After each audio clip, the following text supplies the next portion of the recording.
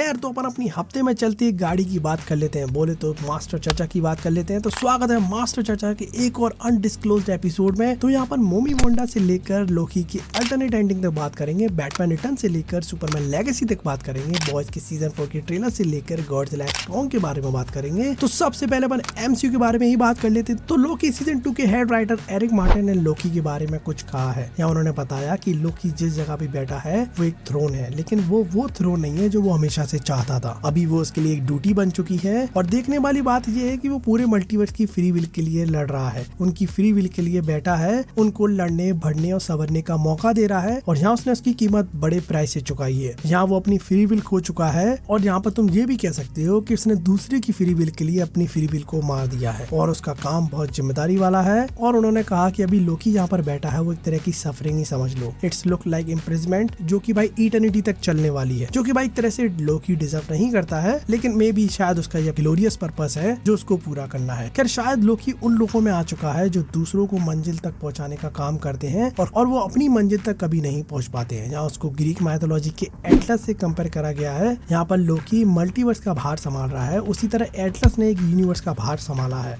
खैर एटलस की कहानी कुछ इस तरह है कि ज़्यूस ने उसको पनिशमेंट दी थी, वो एक यूनिवर्स का भार संभालता रहता है। यहाँ पर परसेस ने आकर मेडुसा की मुंडी दिखाकर उसको फ्रीज कर दिया, उसको मट्टी का बना दिया, जिसकी वजह से भाई वो एकदम फ्रीज हो चुका है और एक तरह से वो यूनिवर्स को संभाल रहा है, वो उसका बोझ उठा रहा है। तो उसकी किस्मत और एटलस की किस्मत उसके राइटर ने कंपेयर करके बताई है। खैर उसी के साथ लोकी की अल्टरनेट एंडिंग की बात करें तो पता चला कि भाई पहले इसमें ही रोमांस नहीं होने वाला था। यहाँ पर सीधे सिंपल लोकी टेम्परल लूम को तोड़ देता और सीधा थ्रोन पे जाके बैठ जाता। वहाँ पे ही रोमांस का वो ड्रामा नहीं होना था। लेकिन एक तरह से देखा जाए तो लोकी और ही रोमांस की जो कन्वर्सेशन थी वो एक इम्पैक्टफुल कन्वर्सेशन थी। यहाँ से भाई लोकी की ताकत और ही रोमांस की ताकत दोनों का अंदाजा हो चुका था। तो एक तरह से जो स्टूडियो ने दिखाया वो फैसला उनका सही था। खैर इसकी एंडिंग में जब मोबियस अपने घर को देख रहा था तो वहाँ पर कुछ बैकग्राउंड स्कोर चलते हैं जो कि भाई अभी तक तुम सुनते आए हो। तो वहाँ पर कुछ लिरिक्स ऐड होने वाली थी। यहाँ पर भैया अपने केविन द टोबी मास्टर ने आकर सबको रोक दिया और वहाँ पर सिर्फ वही बैकग्राउंड चला जो अपन सुनते आए हैं। तो देखा जाए तो भाई टोबी मास्टर ने बचा लिया, क्योंकि भाई वो अब एक आइकॉनिक ट्यून बन चुकी है, क्योंकि उस सीन के साथ वो म्यूजिक परफेक्ट मैच करता है। खैर मार्वल की दूसरी मोमी अगाथा का माल मतलब उसकी कोई क्लिप डाली गई है और यहाँ तुम उसको क्लियरली देख सकते हो and she looks like sexy as hell. और उसी के साथ कहा जा रहा है कि मोमी वोंडा भी लौट सकती है अगाथा की सीरीज में। तो भाई देख लो भाई, इस सीरीज को देखने के लिए काफी अच्छे रीजन अपने सामने आ रहे हैं। और भाई ओरिबे प्लाजा भी है। तो भाई साहब अगाथा की सीरीज में तो मैं वही गाना गाने वाला हूँ, दुनिया हसीनों का मेला, मेले में ये दिल अकेला।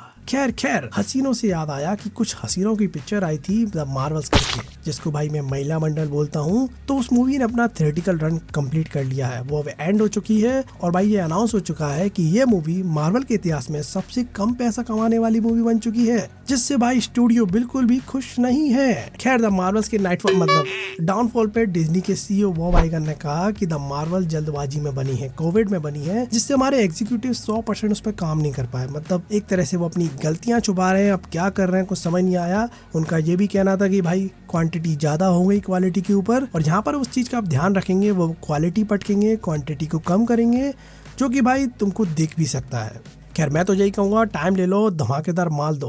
खैर मार्वल वाले सच में टाइम ले रहे हैं, क्योंकि मैं तुम्हें बताऊं 2024 के मार्वल के कैलेंडर के हिसाब से इस साल एक मूवी और 2 सीरीज आएंगी। यहाँ पर सबसे पहले एको सीरीज आएगी, जो कि भाई गूंगी लड़की की सीरीज है, जो 10 जनवरी को आएगी। और उसके साथ इसी साल अपन को अगाथा डार्कहोल्ड डायरीज भी देखने मिलेगी। और उसी के साथ अपन को 26 जुलाई को डेडपूल 3 देखने मिलेगी, जिसके लिए मैं बहुत एक्साइटेड हूँ। खैर डेडपूल 3 से याद आया कि जेनिफर गार्नर यानी लाल कपड़े वाली इलेक्ट्रा से पूछा गया कि डेडपूल 3 में कैसा रोल है आपका, and she was like who, मुझे नहीं पता क्या बात कर रहे हो आप। अब देखो भाई, नो वे होम की सीक्रेसी के बाद सारे लोगों ने यही फंडा अपना लिया है, सब इग्नोर करते हैं, अवॉइड करते हैं, जो एक तरह से अच्छा भी है, क्योंकि सरप्राइज हमको ही तो मिल रहा है। खैर डेफिन कीन अरे बहुत बड़ी हो गई है तो यार। खैर लास्ट टाइम देखा था हमने इसको लोगन मूवी में, जो कि भाई डेडपूल 3 में फिर से अपीयर होने वाली है। खैर पता चला कि सेबर टूथ और टॉड भी अपीयर होंगे डेडपूल 3 में, जिसकी कुछ सेट इमेजेस सामने आई थी। और सबसे बड़ी बात कि डेडपूल 3 के सेट इमेजेस में हमको मून नाइट की वो वैन दिखी है आइसक्रीम वाली। भाई साहब डेडपूल 3 ने एकदम मून नाइट का कनेक्शन जो दिखाया ना, मजा आ गया। खैर अगर ये मूवी में हुआ तो मजा आएगा।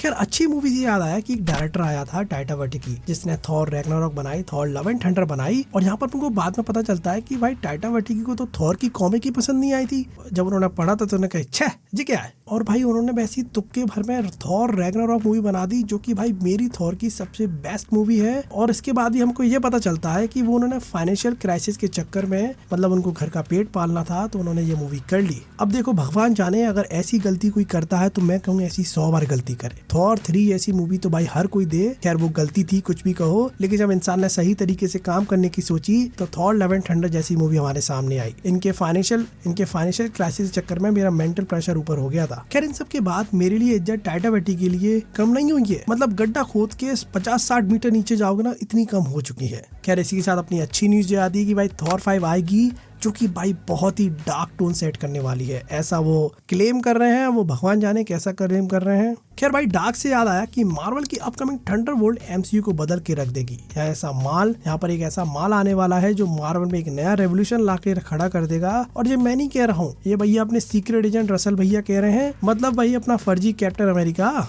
उन्होंने कहा है कि it's time to make a good Marvel movie. उन्होंने कहा कि मार्वल के रिसेंटली अब प्रोजेक्ट देखोगे तो काफी अच्छे नहीं है, लेकिन भाई मैं गारंटी लेता हूँ ये माल कुछ अच्छा है, अलग है। देखो वैसे मैं किसी की बात पे विश्वास नहीं करता हूँ, लेकिन इसकी बात पे विश्वास पता नहीं क्यों हो रहा है मेरे को। खैर द टोबी मास्टर केविन फीगी ये कह रहे हैं they will not bring back iron man in any future movies. तो भाई एक तरह से ये बहुत ही दुखद खबर है कि अपने टोनी स्टार्क यानी अपने आयरन मैन एमसीयू के फ्यूचर प्रोजेक्ट में रिटर्न नहीं करेंगे। They want to respect his heroic act, वो इमोशनल इम्पैक्ट जो ऑडियंस पे बना हुआ है, हम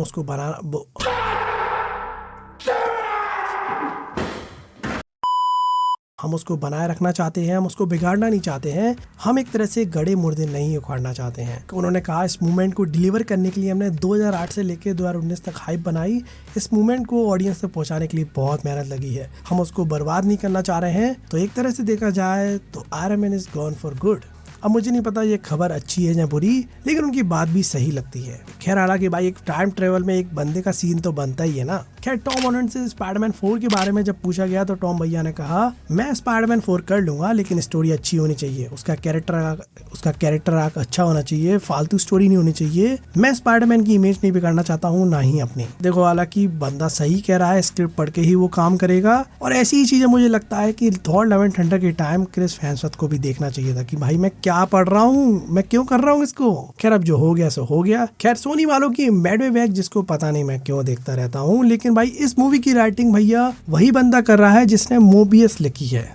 तो इस मोबियस टाइम माँ कसम एक टाइम के लिए मेरे को डर लग गया था सुन के। भगवान जाने ये क्या करने वाले हैं, मैडवे वेब का फीचर किसके हाथ में है। हालांकि अपन को क्या, अपन डकोटा देखने जाएंगे बस, खत्म बात। और वो स्विनी भी। खैर अपन डीसी यूनिवर्स की बात करें, हालांकि कुछ बात करने को है नहीं है, फिर भी बात कर लेते हैं। तो भाई जैक स्नाइडर ने जेम्स गन को बेस्ट ऑफ लक कहा, और उन्होंने कहा कि अगर जेम्स भैया जैक स्नाइडर भैया को इन्वाइट करते हैं to making a new project in DC, तो जैक स्नाइडर भैया ने कहा वो डार्क नाइट रिटर्न के ट्रू एडेप्टेशन पे काम करना चाहेंगे। तो जहाँ पर भैया जैक स्नाइडर भैया बैटमैन की मूवी बनाने की बात कर रहे हैं। खैर जेम्स गन ने कहा कि Superman legacy script almost done हो चुकी है, मतलब 99% कंप्लीट है। खैर इसके साथ अपन छोटी मोटी अपडेट्स की बात कर लेते हैं, लेकिन ये बात छोटी नहीं है। तो भाई most awaited the boys season 4 का ट्रेलर आ चुका है, जिसको देखने में मजा आ गया। वही ब्रूटल सीन, वही खून से भरी मांग है भाई साहब। और भाई बॉयज के सीजन 4 के राइटर एरन ने कहा, तो भाई बॉयज सीजन 4 के टीजर में जो दिखाया गया ना, it just a scratch the surface, मतलब वो छोटा तिनका सा समझ लो, मतलब बहुत सारा माल है जो सीरीज में छुपा हुआ है, मतलब मजा आ जाएगा देखकर। यहाँ पर हमको देख के वैसे ही पता चलता है कि होमलैंडर फिर से पगला गया है। यहाँ पर मेव दिख चुकी है अपन को, और ये लड़की कौन है बे? खैर बिल्ली द बुचर दिख चुका है, मजा आया देखकर। खैर the boys Mexico spin off series भी काम में लगने वाली है।